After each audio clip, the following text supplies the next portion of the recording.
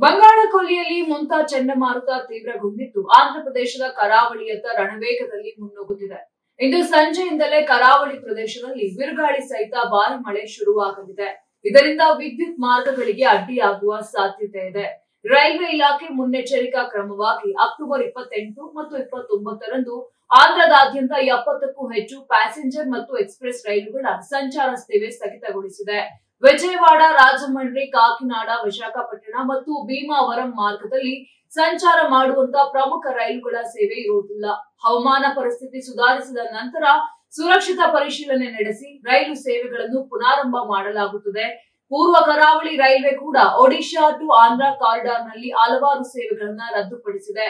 ಪ್ರತಿಕೂಲ ಹವಾಮಾನದಿಂದಾಗಿ ವಿಶಾಖಪಟ್ಟಣ ವಿಮಾನ ನಿಲ್ದಾಣದಿಂದ ಅಕ್ಟೋಬರ್ 28ರಂದು ಮತ್ತು ಎಲ್ಲಾ ಇಂಡಿಗೋ ಹಾಗೂ ಏರ್ ಇಂಡಿಯಾ ಎಕ್ಸ್ಪ್ರೆಸ್ ಸೇವೆ ರದ್ದುಪಡಿಸಲಾಗಿದೆ. ಪ್ರಯಾಣಿಕರು ವಿಮಾನ ನಿಲ್ದಾಣಕ್ಕೆ ಬರುವ ಮುನ್ನ ತಮ್ಮ ವಿಮಾನದ ಸ್ಥಿತಿಗತಿ ಪರಿಶೀಲನೆ ಮಾಡುವಂತೆ ವಿಮಾನ ಸಂಸ್ಥೆಗಳು ಮನವಿಯನ್ನ ಮಾಡಿಕೊಂಡಿವೆ.